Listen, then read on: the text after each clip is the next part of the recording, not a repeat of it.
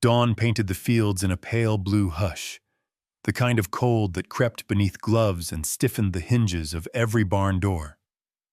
Cora Sanderson pressed her palm to the old latch and pushed through, breath blooming in front of her like smoke. She'd come in early again, covering for sick staff. Her bones ached. Exhaustion made her movements sluggish. The horses stamped and snorted in their stalls. But all Cora could think of was how the cold seemed to settle straight into her chest these days. She barely had time to hang up her coat before the silence shattered. Boots pounding on frozen earth, voices clipped and bristling. The barn's double doors swung open, and a couple appeared, their faces pinched by the wind and something harsher. Between them, pulled by a fraying lead rope, was Dakota. He looked enormous in the dim morning light, the muscle under his dark brown coat twitching with every uneasy step. His mane was tangled with burrs, eyes rolling wide as he sniffed the unfamiliar air. "He's just too wild, too much work, too needy," the man snapped, jaw tight. His partner nodded, hands jammed deep into her coat, eyes darting away as if afraid of meeting anyone's gaze. Cora let them talk, listening to the way their words bit and bruised. Dakota's tail flicked, his sides shuddered with anxious breaths.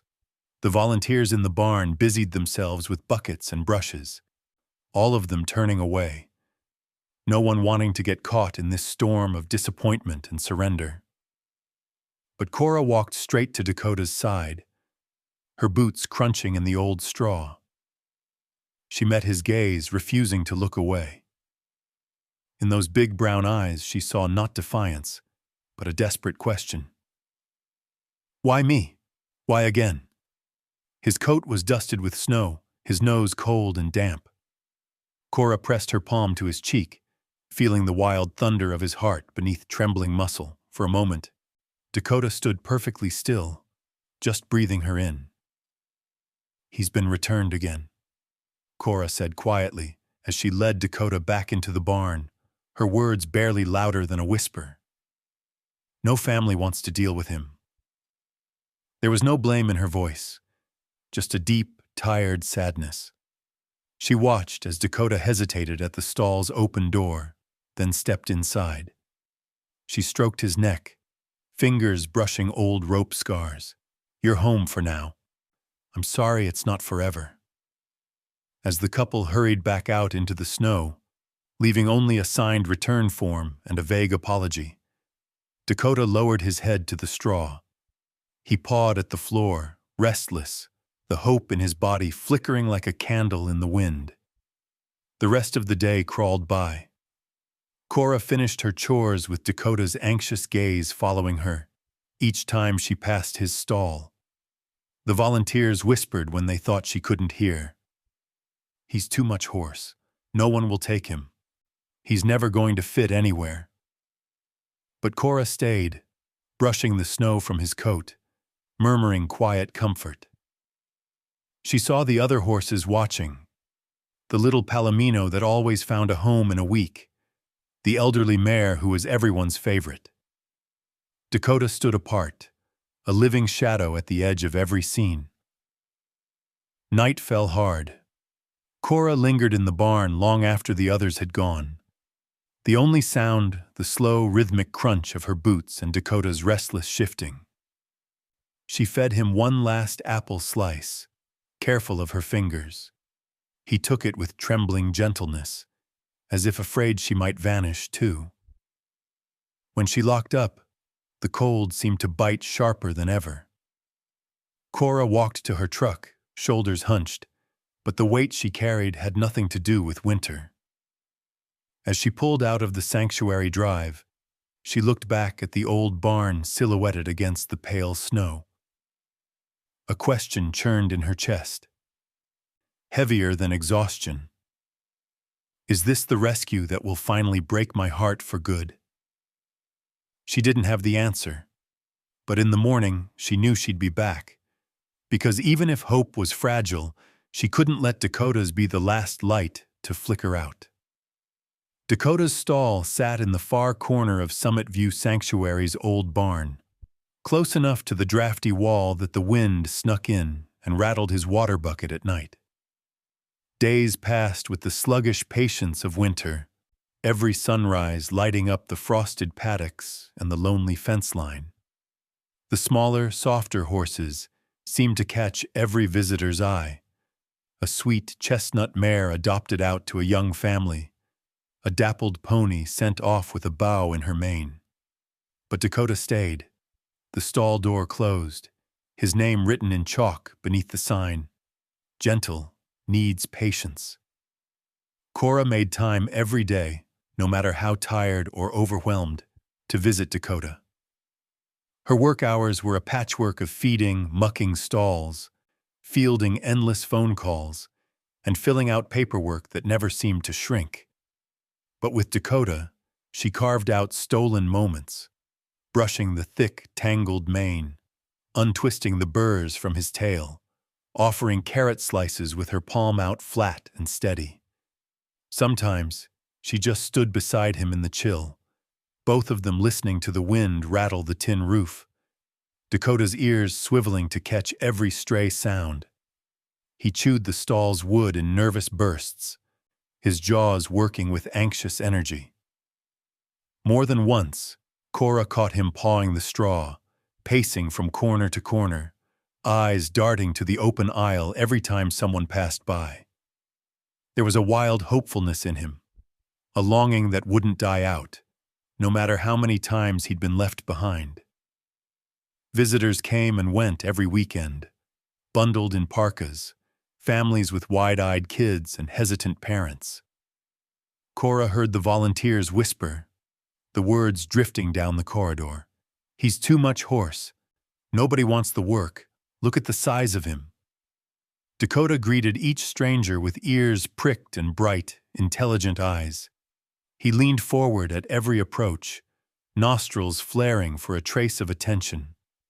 But people glanced at his size, his restless shifting, and hurried to the easier horses.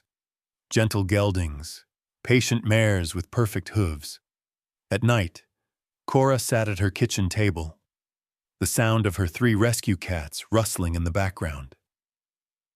She'd lay her head on her arms and let the questions tumble out. Why can't I fix this? Am I failing him? The truth gnawed at her. She dreamed sometimes of keeping Dakota herself, but reality always intruded. She lived in a rented apartment, her father's health bills growing by the month, and she could barely afford to board her own cat, let alone a horse who needed land, time, and a kind of patience most people ran out of fast. Each evening before she locked up, Cora made her way to Dakota's stall, flashlight beams skittering across the straw. He would stand with his head over the half door, watching her approach with an intensity that felt like a question. She always paused, hand on the door latch, and whispered, "I'm sorry. I wish I could do more." Dakota would lean into her touch, his big frame trembling just a little, as if caught between hope and resignation. His adoption profile was honest, maybe too honest, some said, gentle but misunderstood, needs a skilled, patient handler, loyal, anxious, not for beginners. Cora refused to sugarcoat it, even when the other staff nudged her to try. Inquiries came in, a trickle at first, then fewer and fewer. Most people wanted an easy ride, not a rescue with scars. Winter pressed on. Icicles grew along the eaves. The creek behind the paddocks froze solid. Dakota watched every car that drove up the snowy lane, ears up, eyes bright. He called out sometimes, a deep, echoing whinny that rang across the empty pasture. But nobody ever stopped for him. One bitter morning, a group of younger volunteers worked the stalls, giggling over their phones, glancing at Dakota's anxious circling with sideways smiles. "He's beautiful, but I'd never take that on," one girl muttered, pulling her scarf tighter. "It's a shame. He could be great for someone else." Cora kept her distance, heart aching. She saw how Dakota wilted after every missed chance, every stranger's hurried step away.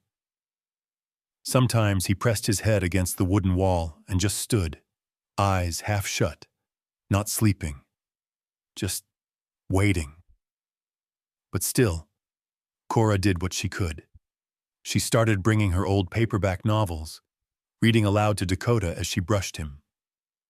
He listened, ears twitching, his breathing slowing. She brought apples cut into thin slivers, offered gentle words, tried new games in the snow, tossing a blue ball into his paddock, watching as he nosed it, then startled at the bounce, half curious, half fearful. A subtle hope sparked when one of the other volunteers, Leia, a high school student shadowing for a veterinary scholarship, began to notice Dakota. She stood quietly by his stall, notebook in hand, watching how he calmed when children passed, even letting a small boy reach through and stroke his nose. Leia began to film snippets on her phone, catching Dakota's gentleness, his yearning for connection. One evening, as the snow began to fall, Cora sat at her father's table, rubbing her eyes. "Why do the hardest stories always get left behind?" she asked aloud, half to herself, half to the fading light outside the window. Her father, busy with his crossword, looked up and smiled softly. "Sometimes, the hardest stories are the ones that matter most." Cora nodded, holding that thought close, letting it settle into the quiet places inside her. As she headed out into the night, she paused by Dakota's stall, brushing snowflakes from her hair. Dakota watched her, eyes bright, and for a moment, the world felt both heavier and lighter, a strange, fragile balance of heartbreak and hope. Winter at Summit View Sanctuary seemed to last forever. The world outside was a hush of white, snow piled against fences and drifting over the empty paddocks. Mornings broke in a pale gray, so quiet it made the horses' breath steam like ghosts in the cold. Dakota stood at the gate every sunrise, head high, ears pricked, eyes fixed on the lane. The old Mustang looked almost statuesque in the blue light, his powerful frame unmoving except for the faint quiver of anticipation that ran through his body whenever he heard tires crunching on the gravel road. But each day the cars passed by, volunteers arriving for chores, families coming to meet the easy horses, delivery trucks with feed and straw. No one came for him. Time slowed to a crawl, heavy and unyielding. It was as if the world had moved on, leaving Dakota and his hope frozen in place. Inside the barn, Dakota became a ghost among the living. He ate less, leaving most of his hay untouched, nose only searching half-heartedly for treats Cora tucked into the flakes. His ribs, once hidden beneath his winter coat, started to show their outlines beneath the thick brown hair. At night, he paced his stall, hooves dull against the old wood, pausing only to stare into the darkness at the far wall, as if searching for something lost. Cora watched this transformation with a tightening in her chest that would not let go. At home, she wrote in her journal, words pouring out in shaky lines. Why are the hardest stories always the ones left behind? Am I failing him? Am I failing myself? Her cats curled on her lap, purring, but their warmth was no match for the cold that had settled in her spirit. Days blended together. Cora threw herself into her work, her mind running on autopilot, feed, water, muck, repeat. Still, she saved her best moments for Dakota.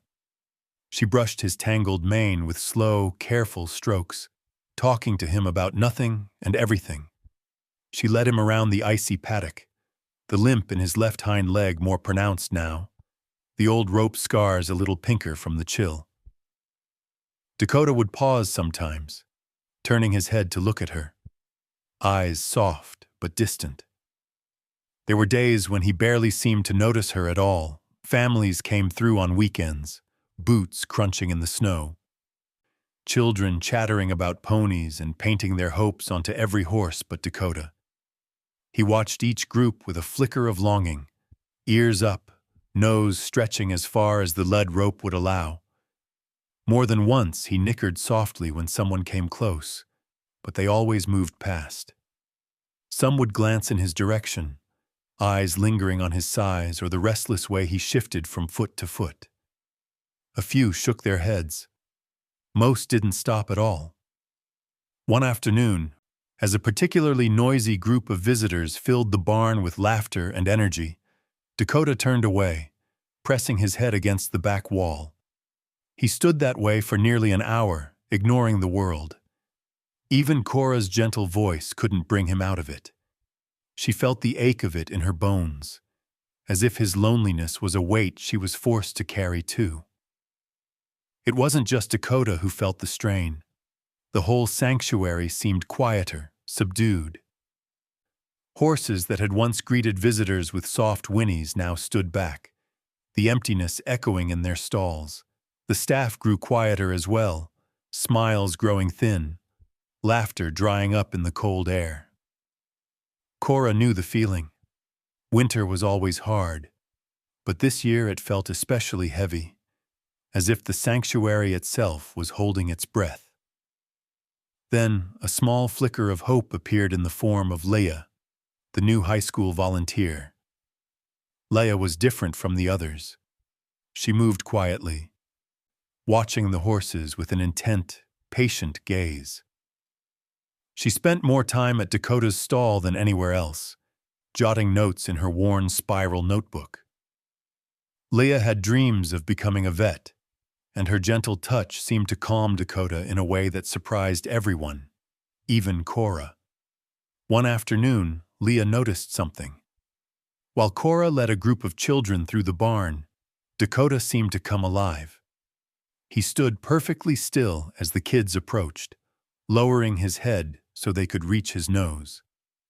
One little girl, barely tall enough to see over the stall door, giggled as Dakota sniffed her mitten, his breath warm and gentle. For a moment, the old Mustang's eyes softened and his body relaxed, the tension melting away like snow on a warm roof. Leia, quick on her feet, pulled out her phone and started filming. She caught the way Dakota let the kids stroke his cheek, how he nuzzled the little girl's hand with a kindness that belied his size and anxious reputation. Later that night, Leia showed the video to Cora, her eyes shining. "People need to see this," she said. "They need to know who he really is." Cora watched the video on repeat that night, tears pricking at the corners of her eyes. In those few seconds, she saw the Dakota she'd always believed in, the gentle soul trapped beneath layers of fear and misunderstanding. Maybe, just maybe, someone else could see it too. The next day, Leia asked permission to post the video online. Cora agreed, unsure but hopeful, her heart thudding with cautious anticipation. That evening, as the sun set behind the snow-draped hills, Cora sat by Dakota's stall, watching him stand at the gate, eyes on the road. She whispered, "Hold on, big guy. Your story isn't finished yet." For the first time in weeks, Dakota seemed to hear her. He turned, walked over, and rested his heavy head on Cora's shoulder.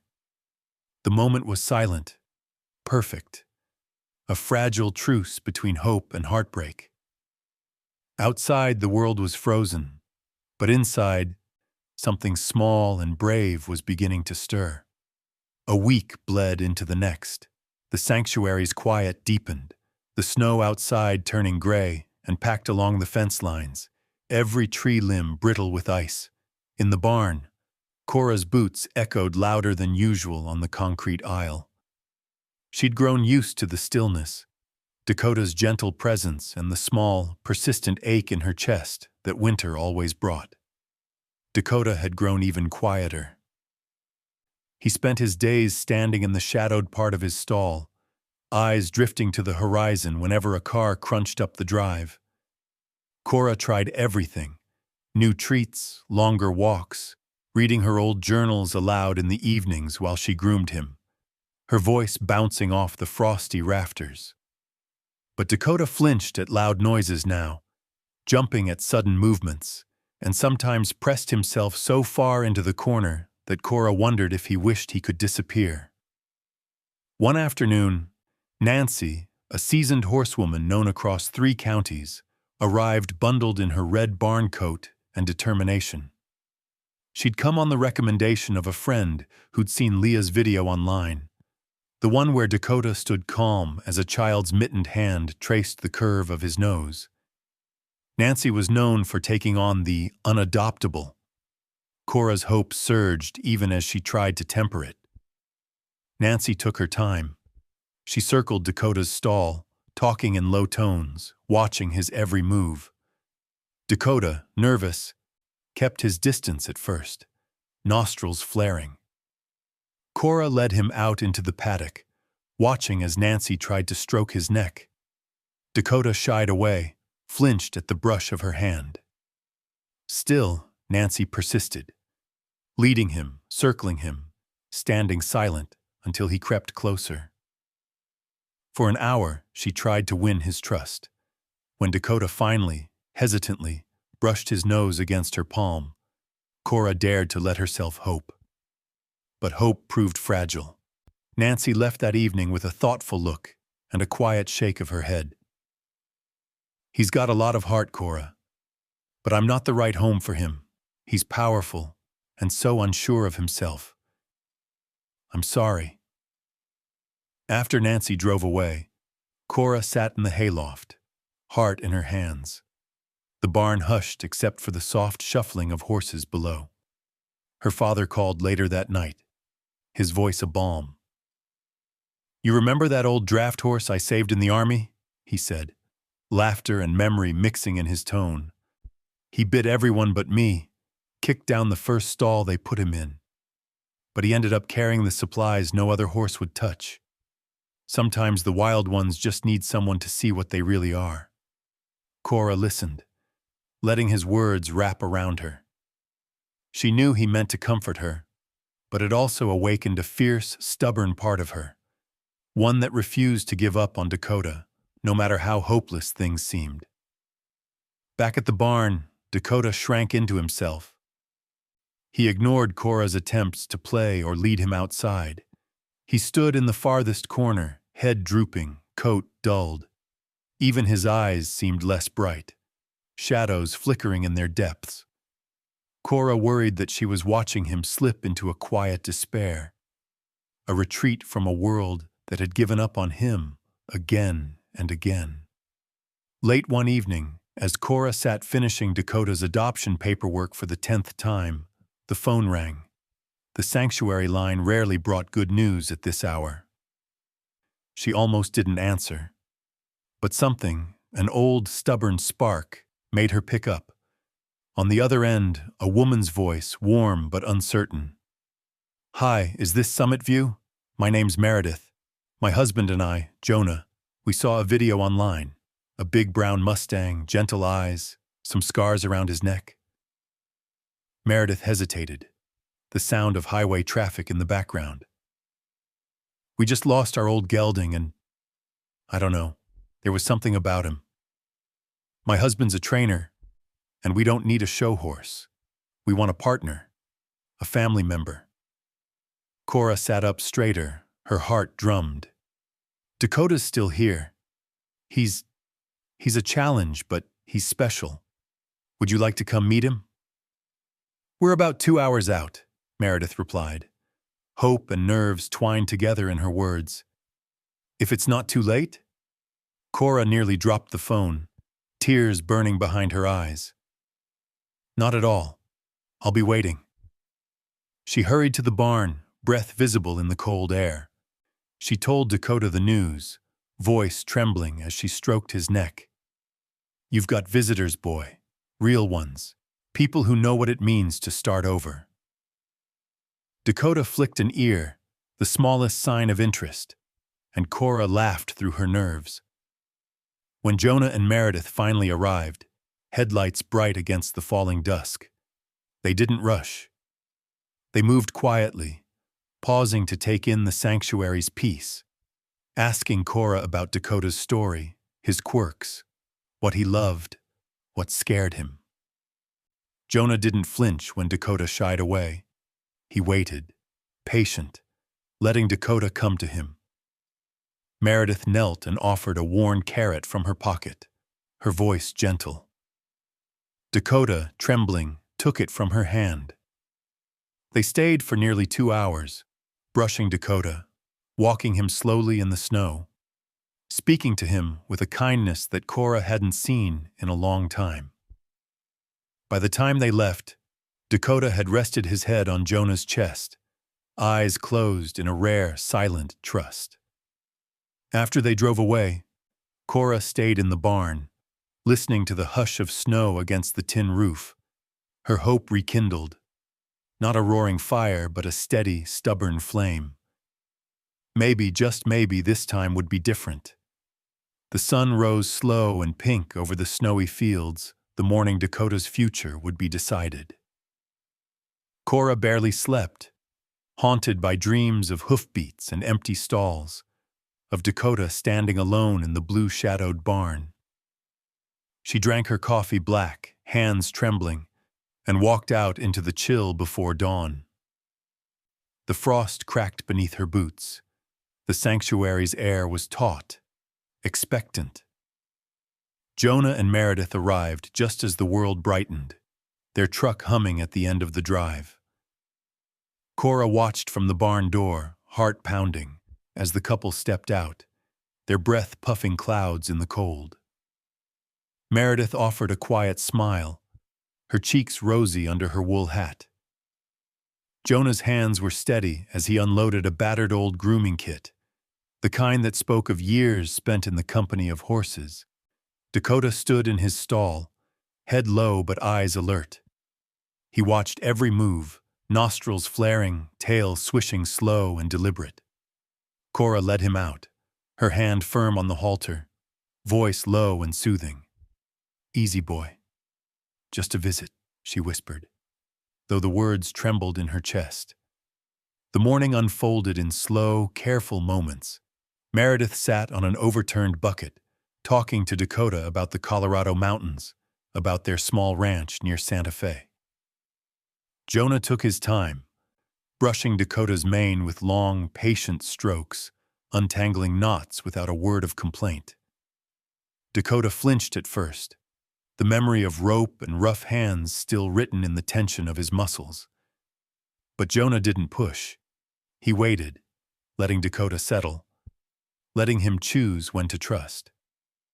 There were small miracles, Dakota accepting a treat from Jonah's open palm, lowering his head so Meredith could rub his forehead, sighing and blinking in the weak winter sunlight. Cora watched it all from just outside the paddock, heart aching with hope and dread. She knew this was what she'd wanted for him, yet the idea of letting go felt like a limb being torn from her body. Volunteers drifted past, some pausing to watch. Leah, her phone in hand, caught a short video of Dakota standing quietly while Jonah ran a hand down his scarred neck. Jake, the skeptical volunteer, stood silent, jaw tight with something like envy or maybe awe. The barn was full of unspoken prayers. After an hour, Meredith joined Cora by the fence. "He's scared, but he wants to belong," she said softly, eyes shining. "We'd be honored to bring him home, if you're willing." Cora swallowed hard, her throat tight. She nodded, voice barely above a whisper. "He deserves a real chance. I want him to have what he's never had." The adoption paperwork felt surreal. Cora's hands shook as she filled in Dakota's information one last time. She explained his quirks, his fears, the things that made him special, and the ways he might test their patience. Jonah listened, nodding with the quiet gravity of a man who knew that rescue wasn't about perfection, but persistence. When the time came to load Dakota into the trailer, Cora led him out to the yard, her fingers wrapped tight around the lead rope. Dakota hesitated at the ramp, eyes wild for a moment, legs trembling. Jonah stood beside him, not coaxing, just waiting, his presence steady, unhurried. Meredith whispered encouragement from the open door. Slowly, inch by inch, Dakota stepped forward. He paused once, then moved up the ramp, muscles tense but willing. At the top, he turned his head and searched the crowd. His gaze landed on Cora, holding her in place as surely as if he'd called her name. For a heartbeat, the world shrank to just the two of them. His deep brown eyes, her hand pressed to her chest, tears stinging her eyes. Cora managed a wobbly smile. "Be good, Dakota. Remember, you're unforgettable." Jonah and Meredith thanked her quietly, their gratitude written in every careful gesture. The trailer door shut with a soft thud, and then Dakota was gone, his shadow flickering across the white field as the truck pulled away. The barn felt emptier than ever. Cora stood by the fence long after the engine noise faded, her breath hitching, eyes tracking every drifting flake of snow. She wandered back inside, the stillness pressing in, and pinned Dakota's photograph to the Unforgettable's wall, a collage of faces who'd changed the sanctuary forever. Her hands lingered on his picture, tracing the lines of his jaw, the wild light in his eyes. She wanted to remember it all, the stubborn hope, the weight of waiting, the bitter sweetness of goodbye. All day, she listened for Dakota's restless snorts, the thump of his hoof against the stall door, the small sounds that had filled the barn's quiet. Without him, there was an ache, a strange silence where his energy had burned so bright. Leah came by in the afternoon, pressing a mug of tea into Cora's hands. "He'll be okay," Leah said, voice sure, "because of you." Cora smiled, wiping her eyes with the back of her sleeve. "No, because of all of us. We gave him a chance to be seen. That's all any of us really want." That night, as Cora turned out the lights and checked the locks, she paused at Dakota's empty stall. She let the silence fill her for a moment, then whispered into the dark, "Thank you for teaching me what it means to keep trying." Outside, snow fell in gentle silence, softening the world, promising that endings could also be beginnings. Cora thought the hardest part would be the goodbye. But after Dakota left, a new emptiness stretched through the sanctuary, woven into every familiar routine. She missed the heavy sound of his breathing, the rhythm of his hooves, the way he'd flick his ears at every soft sound in the morning. Even the barn's quiet now felt more hollow, like a song with a verse missing. She kept his photo pinned at eye level on the Unforgettable's wall, sometimes pausing before chores just to touch his face, half to remember, half to reassure herself that letting him go had been right. A few days after Dakota's departure, the phone rang while Cora was cleaning out the feed room. She answered, expecting another inquiry about adoptions or a delivery, but the voice on the line was unfamiliar, trembling with nerves and memory. "Hi, my name's Emily. I used to have a horse named Dakota. He was mine years ago, before my family lost the farm. I just wanted to ask, is he safe? Did he find someone?" The raw hope in Emily's voice sent a bolt of recognition through Cora's chest. She gathered herself, taking a breath, and spoke gently. "Yes, he's safe. He's found a family, a good one. They understand him. He's going to be okay." Emily's relief was almost palpable. Could I maybe come by? Just to see where he was? My little brother's never really gotten over losing him. He talks about Dakota all the time." Of course, Cora said yes. She spent the rest of the day cleaning Dakota's old stall, brushing away dust, trying to make it look less empty. When Emily and her brother arrived, a pair of nervous teenagers in thrifted jackets and boots with the red dust of New Mexico still clinging to the soles, Cora felt the ache of shared loss all over again. Emily carried wildflowers bundled in string. Her brother trailed behind, silent, holding a faded photograph of a younger Dakota in a green pasture. They stood by the old stall, laying flowers on the door. Emily stroked the chewed wood with her fingertips, eyes shining with both gratitude and regret. "He was always too much horse," she whispered, a small smile breaking through. "But he was ours, you know. For a while at least." Cora nodded, recognizing the shape of that pain. "He still is, in a way. He left his mark here and on you, too." Emily and her brother stayed for a little while, listening to Cora's stories about Dakota, his anxious habits, his gentleness with children, the way he needed to be seen, not just managed. Before leaving, Emily pressed a slip of paper into Cora's hand. "That's my number.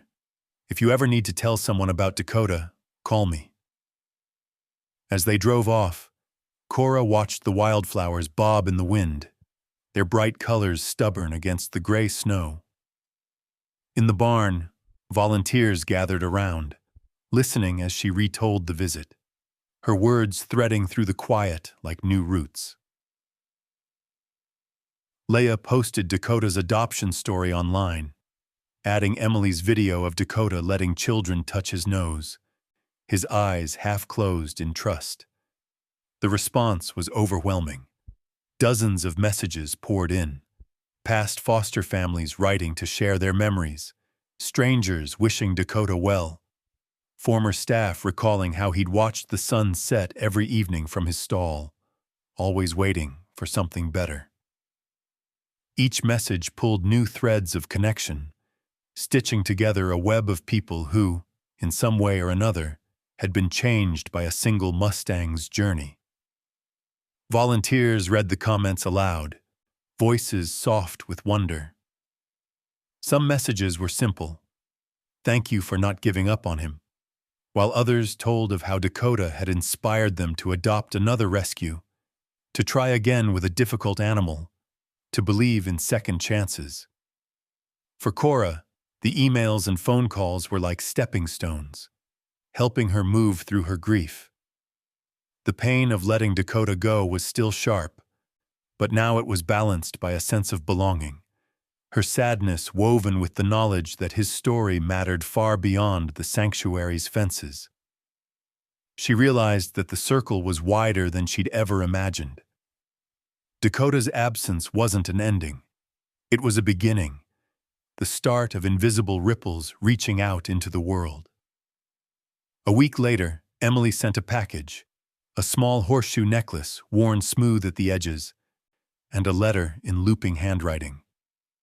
"He taught us to love fiercely and let go when it mattered. Thank you for giving him what I never could. A real home." Cora wore the necklace under her shirt, fingers finding its cool shape whenever the day felt too heavy. She knew she would always carry Dakota's story, but now she carried dozens more, little sparks of hope that flickered through the barn with every new arrival. Leah noticed it too. "Look at this," she said, holding up her phone one snowy afternoon. "People want to know about all the others, not just Dakota. They're asking for stories, updates, names. They want to help." Cora's heart beat faster. She saw the future unfurling, alive with possibility. A new way to honor every overlooked horse, every story that might otherwise fade away. Dakota's journey had created something lasting, an invisible network of hope, strong enough to catch the next lost soul who wandered in from the cold. That night, as Cora closed up the barn, she paused at the Unforgettable's wall, Dakota's photo shining in the flashlight's glow.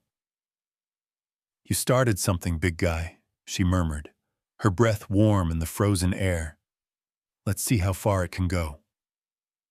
Outside, the wind carried the scent of wildflowers and snow, twining through the sanctuary and out into the world, carrying Dakota's story onward to whoever needed it next.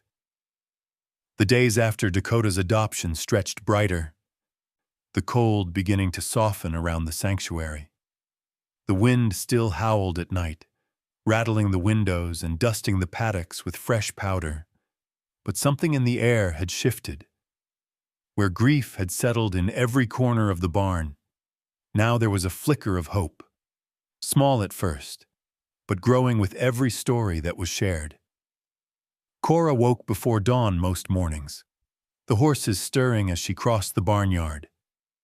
She noticed how much lighter she felt, as if a shadow she'd carried for months had finally moved on. Dakota's absence was still sharp, but it had become a space for something new, possibility, not emptiness. His photograph on the Unforgettable's wall was now surrounded by notes, drawings, and even a braided lock of mane sent in by Emily. People mailed in letters, photos, and little tokens, each a quiet thank you to a horse they'd never met. Moved by the response to Dakota's story, Cora and Leah started planning something different, a way to make sure no horse at Summit View would ever be overlooked again. They called it the Forgotten Ones Project. Leah was the spark. We'll take real photos, write honest stories for every horse. Not just their breed or age, but who they are, what scares them, what makes them happy. People need to know they're more than just a number on a stall. Cora set up an old corkboard in the lobby. Every day she and Leah added a new face. Bingo, the wary little mare who wouldn't let anyone near her tail. Thunder, the slow-moving gelding who slept standing up. Ladybird, the tiny Appaloosa who guarded her hay like a dragon. For each, they wrote a story, a small biography that went deeper than adoption ads ever dared. The effect was immediate. Within a week, the sanctuary's phone rang constantly. People asking about horses they'd seen on the board or in Leah's videos. One message came from a family in Nebraska who remembered Dakota from a therapy program years ago. Another from a retired vet who wanted to help sponsor the sanctuary's feed bill. The stories had worked a kind of quiet magic, drawing in the kind of people willing to give even the most challenging horses a chance. Jake, who'd always been skeptical of rescue horses and digital campaigns, found himself drawn into the new project almost by accident. One morning, he stopped by Ladybird's stall, watching the skittish mare as she pinned her ears and danced away from any approach. Normally, Jake would have grumbled and walked on, but he remembered Dakota, how Cora had insisted the Mustang's anxious pacing wasn't stubbornness, but fear. Jake started showing up early, sitting just inside Ladybird's stall with a handful of grain and a book, reading quietly until she relaxed enough to approach. Cora noticed the change in Jake and smiled to herself. She watched as volunteers began to emulate Leah's patient filming, recording small, tender moments. The first time Bingo let someone brush her shoulder, Thunder's slow blink of trust, Ladybird's cautious step forward. The barn began to hum with a new kind of energy, not rushed or desperate, but attentive, as if everyone had finally started to see the animals for who they really were. Applications for adoption jumped. Cora found herself fielding more inquiries than ever before, but she was careful. She wanted families who would give the horses the time and understanding they deserved. She called references, asked for home visits, and said no when things didn't feel right. For every yes, there was a goodbye tinged with both relief and heartache. But the knowledge that another story was beginning somewhere new kept her moving. One snowy afternoon, as Cora finished stacking hay, her phone chimed, a message from Jonah and Meredith. Attached was a short video, Dakota, now gleaming with good health, standing quietly in a sunny paddock, while Jonah's young son clambered onto his back. The boy's laughter rang clear as Dakota took a careful step forward, Jonah's hand steady on the lead rope. Meredith's voice was gentle in the background, narrating, "He's teaching Charlie to trust horses. He's so gentle now, Cora. Thank you for believing in him." Cora watched the video 3 times in a row, tears stinging her eyes, not from grief, but from the realization that rescue could ripple outward, touching lives she'd never even see. She shared the video with Leah, Jake, and the rest of the staff. The sanctuary gathered around a dusty laptop that night, faces glowing in the lamplight, watching as Dakota, once too much horse, too wild, too lost, became the gentle teacher for a new generation. Inspired, Leah suggested they hold a community open barn day, inviting neighbors and families to meet the horses, see the new stories, and share in the transformation. On the morning of the event, the barn buzzed with laughter, children's voices, and the sweet scent of fresh hay. People wandered the stalls, reading the biographies, feeding carrots to the shire horses. For the first time in months, the sanctuary felt not just full, but alive. That evening, after the last car left and the barn was quiet again, Cora lingered by the corkboard, watching as a new volunteer tacked up another horse's photo. She thought of Dakota, far away but never really gone, and felt a gentle, buoyant hope. The lesson was clear. One horse's journey could change everything, not just for one barn, but for every forgotten animal still waiting for their chance. As she switched off the lights, Cora paused to listen. Somewhere in the dark, a horse nickered, a low, welcoming sound. Second chances had become their new tradition, and Cora was ready to keep the promise alive. Spring pushed back against the stubborn Colorado winter, thawing the icy ruts in the sanctuary's driveway and painting the paddocks with the first flush of green. Summit View Sanctuary felt transformed. Each morning, Cora walked the rows of stalls and sensed a difference, not just in the horses, but in the people too. The barn was full of new laughter and old stories, hope layered atop heartbreak. The Forgotten Ones Project was now the soul of the sanctuary. Every stall door displayed a story, and visitors paused to read them all. Adoptions rose, but more than that, the mood had shifted. The horses looked out at the world less afraid, volunteers lingered longer, and even Jake, who once muttered about lost causes, was often found brushing Ladybird or reading in Bingo's paddock. It was Leah who spotted the familiar truck turning into the drive one bright Saturday morning. "Cora, it's Dakota's family," she called, voice echoing over the fence. Cora hurried to the gate, her heart pounding, nerves and happiness mixing in her veins. She saw Jonah and Meredith first. Jonah waving from the driver's seat, Meredith smiling as she stepped out, already calling Dakota's name. And then Dakota himself, sleeker, healthier, his brown coat glossy in the sun, a faint limp still in his step, but nothing like the anxious pacing of before. He moved with confidence and purpose, scanning the crowd until his eyes landed on Cora. For a long moment, the world fell away. Cora knelt in the grass, blinking back tears as Dakota walked toward her, slow and sure. He stopped beside her, lowering his head until it rested gently on her shoulder.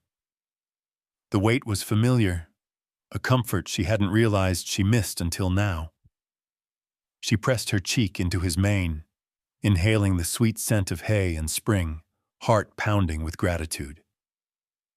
The staff gathered in the pasture. Leah, Jake, the new volunteers, even the barn cat perched on a fence post, watching with mild interest. There was no fanfare, just quiet celebration. the kind that meant more because everyone understood how far Dakota had come. Meredith hugged Cora, tears in her eyes. "He's changed our whole family. Charlie asks about him every night. We wouldn't be whole without him." Dakota stood with Cora for a while, letting her stroke his neck, tracing the faded rope scars that once marked his fear. His eyes were bright, calm. The other horses watched from their paddocks, some nickering in greeting. It was as if they sensed that Dakota carried a piece of their own story, proof that it was possible to belong. Jonah handed Cora a small gift box. Inside was a new halter tag, brass gleaming, engraved with 2 words, "Family, not forgotten." Cora slipped it onto Dakota's halter, her fingers trembling. She let her hand linger there, silent, feeling the truth of those words radiate between them. The day turned into an impromptu reunion. Leia filmed Dakota as he greeted each staff member, accepting apples and gentle scratches. Jake laughed when Dakota nudged him, the skeptical volunteer now as invested as anyone. Even the new volunteers, who'd only heard Dakota's story, stood in awe as the once nervous Mustang moved calmly through the crowd. After lunch, Jonah led Dakota on a slow walk around the paddock, Charlie riding bareback, gripping his mane. Meredith never far behind. Cora watched, remembering the terrified horse who once cowered at every sound. Now Dakota was patient, gentle, his body language relaxed. He stopped often so Charlie could pet his neck or point out a bird in the trees. With every step, it was clear that Dakota had not only found a family, he had found his purpose. In the late afternoon, as the shadows stretched long across the field, Cora walked with Dakota to the fence line. They stood together, the sanctuary behind them, mountains blue and endless on the horizon. "You're home, even when you're not here," she whispered. Dakota bumped her arm, warm and solid. Then, as all stories must, this homecoming gave way to a new beginning. A truck rumbled up the drive, delivering a skittish young colt, the latest rescue, eyes wide with fear, coat muddy from weeks of neglect. The colt balked at the barn doors, refusing to move, trembling in the sunlight. Cora didn't rush him. She knelt in the grass, holding out her hand, patience learned from Dakota's long journey. The staff waited in a gentle hush, nobody speaking, just letting the colt take in the scene. Dakota, standing nearby, nickered softly, the sound low and encouraging. After a long, tense pause, the colt took a hesitant step forward, then another, drawn by Cora's calm presence and Dakota's watchful eyes. It was a small miracle, invisible to anyone who didn't know what it meant. But to Cora, it was everything. The cycle of rescue beginning again, hope and trust reborn with each new life. As evening settled, the staff gathered in the barn for a quiet meal, Dakota napping in the straw outside, Charlie curled up against his side. The sanctuary glowed in the last light, every shadow softened by the work of a community that refused to give up. Cora traced her finger over Dakota's new tag, "Family, not forgotten." She understood now that belonging wasn't a place or a moment. It was a promise, lived out every day, one act of patience, one story, one new chance at a time. Outside, the night was filled with the soft sounds of horses breathing, crickets singing, the barn cat meowing in the loft. The world felt wide open, and for the first time in a long time, Cora felt at peace, grateful, connected, and more ready than ever to welcome the next lost soul home. The weeks after Dakota's homecoming brought a quiet, contemplative energy to Summit View Sanctuary. The hard edge of winter faded into the gentle greens and golds of spring, the earth coming alive beneath Cora's boots. The barn, once heavy with silence, now thrummed with activity. New volunteers arriving, horses coming and going, laughter and stories echoing through the rafters. Yet in the middle of this renewal, Cora found herself drawn more often to stillness. Long walks along the fence line. Slow evenings spent watching the horses graze. Moments where she could let the lessons of the past year settle inside her. The Unforgettables wall had become something of a living mural. What began as a row of simple snapshots was now a sprawling collage, colors and textures layered with love and memory. There were Polaroids of Dakota and Charlie in the paddock, sketches drawn by children, thank you notes from adopters, locks of mane, old halter tags, and even faded boarding passes from a family who drove cross-country to adopt one of the sanctuary's hardest cases. The wall wasn't just about Dakota anymore. It was a testament to the hundreds of small miracles that filled Summit View's history. It was the heart of the barn, and every horse or person who passed through left a mark. Cora stood before it often, coffee cooling in her hands, eyes roaming from face to face. Sometimes she touched the photos gently, whispering a name, recalling a quirk or a breakthrough. A horse who once refused to be caught. Another who'd learned to trust enough to let a child brush her tangled tail.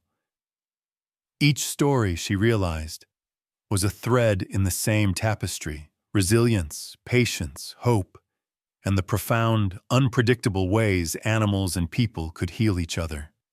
She poured those lessons into every new training session with volunteers. When Leah brought her first group of high schoolers, nervous and self-conscious, Cora didn't start with chores or rules. Instead, she gathered them before the mural and told Dakota's story. How everyone, human or horse, comes with invisible scars. How sometimes what looks like defiance is only fear. And how trust can't be demanded, only offered, again and again. The kids listened in rapt silence, some blinking away tears. It set the tone for everything that followed. A culture built not on efficiency or perfection, but on empathy. Over the next weeks, Cora watched as those lessons rippled outward. She saw Leah step in to mediate when two volunteers argued about stall cleaning, gently steering them toward patience. She saw Jake, gruff as ever, quietly teaching a frightened mare to accept a halter, his words softer than she'd ever heard. She noticed older adopters who'd once struggled with difficult rescues now sending letters and photos, stories of transformation. Horses once labeled unadoptable, now sleeping at the foot of a child's bed, or walking calmly beside someone who, too, had been overlooked by the world. Cora started keeping a journal of these changes, not just the big triumphs, but the small, quiet moments. A horse allowing her face to be touched for the first time. A new volunteer laughing with a skittish pony. A child's whispered thank you to a horse who listened with patient eyes. She found herself reflecting, often late at night, on what it all meant. Dakota's journey, she realized, had laid bare a truth she'd resisted for years. The hardest cases are often the ones who teach us the most, not just about animals, but about ourselves. Dakota, with his anxious energy and loyal heart, had shown her that the work of rescue wasn't about quick fixes or easy victories. It was about presence, consistency, and the willingness to try again, even after disappointment. He'd revealed the dignity of the overlooked, the value of slowness, the necessity of second and third and fourth chances. And in turn, Cora saw that healing was always mutual. Each act of rescue was also an act of self-redemption, a way for people to heal their own wounds through the quiet, persistent love given to another being. Dakota had saved her as much as she'd saved him, a lesson echoed in every horse who'd crossed the threshold of the barn. One Saturday, Cora found herself sitting on the porch, reading through a stack of letters from former adopters. Each was a tiny window into a larger world, horses learning to trail ride, or growing old in comfort, or standing calm for a nervous grandchild's first touch. Every line, every photo was a celebration, not of perfection, but of progress. In the barn that evening, Cora gathered the volunteers. She stood by the Unforgettable's wall and shared a simple truth. We don't measure our worth by how quickly we place a horse, or how many we save in a year. Our real work is in how deeply we see each life, how long we're willing to walk alongside them, however messy or hard that might be. The group was quiet, moved by the depth of her words. Some smiled, some brushed away tears. Even Jake, who'd once scoffed at sentiment, nodded, his gaze lingering on Dakota's photo. As dusk settled, Cora walked the fence line, breathing in the scent of grass and horses, the barn glowing gold behind her. She understood now that the true legacy of Summit View wasn't just a list of adoptions, but the network of hope, patience, and transformation spun out into the world, one animal, one person, one day at a time. And as she stood beneath the wide Colorado sky, she knew she was exactly where she needed to be, grounded, grateful, and always, always ready for the next lesson to arrive. Dawn crept over Summit View Sanctuary, pouring gold through the cracks in the old barn and spilling warmth across the dew-wet grass. It was the kind of morning that made everything feel possible, soft, generous, almost sacred in its hush. Cora stood on the porch with her mug of coffee, watching as the horses stirred in their paddocks, stretching, shaking out their manes, welcoming another day.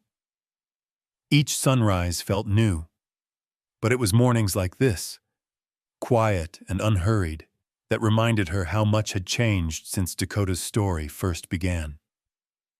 She walked the grounds in slow circles, breathing in the peace. Along the fence, wildflowers bloomed where snowdrifts once piled, and the voices of volunteers floated from the barn, gentle, unrushed, full of laughter. She checked the Unforgettable's wall, now an explosion of color and memory. Dakota's photo sat at its center, haloed by the stories of those who came after him. Every note, drawing, and snapshot bore witness to 1,000 small acts of courage, patience, and hope. Today, a new arrival was due. Cora felt a familiar anticipation, a flutter in her chest, equal parts excitement and responsibility.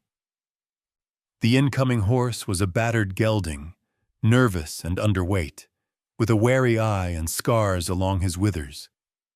His last home had fallen on hard times. He'd bounced through 2 foster barns before finally being sent here. The old story, rewritten in 100 subtle ways. The trailer arrived just after sunrise, rumbling into the yard with the slow certainty of a long journey's end. Cora met the driver, exchanged a few quiet words, and let the ramp fall with a gentle thud.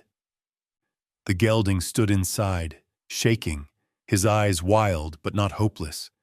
She saw the way his ears flicked, the way he sniffed the air for danger and for comfort. Cora took her time, murmuring soft reassurances, letting him settle. She didn't force him to move, just stood nearby until he chose to step down. His first moments on sanctuary soil were tentative, but not broken. She led him to a clean stall, offering water, hay, and the quiet assurance that no one expected anything of him yet. "You're safe here," she whispered, just as she'd done for Dakota and for so many before him. "However long you need, you've got it." As the gelding explored, Cora felt the rhythm of routine settle over her, familiar but never dull. She jotted his name and details in the intake log, took a photo for his new story, and tacked a blank card to the Forgotten Ones board. Tell us who you are when you're ready. Later that morning, she received a letter from Jonah and Meredith, Dakota's family. Their note was full of news and gratitude. Dakota had grown strong and steady, now helping new rescues adjust to life on their ranch. They sent a photograph. Dakota standing with a small herd, ears forward, eyes bright, a steadying presence for a nervous filly at his side. Meredith wrote, "He's become the anchor for others now. He welcomes each new horse, stays close until they settle. I think he remembers what it's like to be scared and lost. And he wants them to know they're not alone." Cora held the photo close, her eyes stinging with pride. It was the dream every rescuer harbored in their quietest moments, not just to save a life, but to see that life go on to heal and save others. Dakota's legacy was no longer just a memory on a wall. It was living and growing, spreading hope and patience out into the world, one gentle touch at a time. That afternoon, Cora gathered the volunteers for coffee and pastries in the sunlit yard. The new gelding watched from his paddock, still tense but visibly curious. Cora told them about Dakota's latest adventure, reading Meredith's letter aloud, her voice strong and steady. She reminded them that a shelter's true value was not measured in quick adoptions or numbers, but in the depth of care each life received, in the patient love, the commitment to wait, the belief that even the most troubled animal could one day find peace. Leia, now a second-year pre-vet student, spoke up. "You know, when I first came here, I thought rescue was about fixing animals, but Dakota taught me it's really about seeing them, letting them heal at their own pace, not ours." Jake, whose gruffness had softened over the months, nodded in agreement. "He taught me the same thing," he said. "And he taught me to give people more chances, too." Cora listened, a quiet satisfaction blooming inside her. The sanctuary had changed. Not just because of Dakota, but because everyone who loved him had chosen to keep his story alive, to carry his lessons into their own hearts and hands. As the sun began to dip behind the mountains, Cora walked to the barn one last time. She paused by the Unforgettable's wall, tracing Dakota's name with her fingertip, then moved to the paddock where the new gelding stood, shadowed and silent. She didn't push him. She just stood there, the air humming with the promise of tomorrow. A barn swallow swooped overhead, and the sanctuary was bathed in golden light. It felt, in that moment, as if every soul, horse, human, past and present, was connected, held together by threads of care and memory. Cora knew there would always be another rescue, another heartbreak, another beginning. But she also knew she would always be ready to try again. Because that was Dakota's greatest gift, the lesson that every story matters, every heart deserves to be seen, and that hope, if tended patiently, will keep returning, just like the dawn.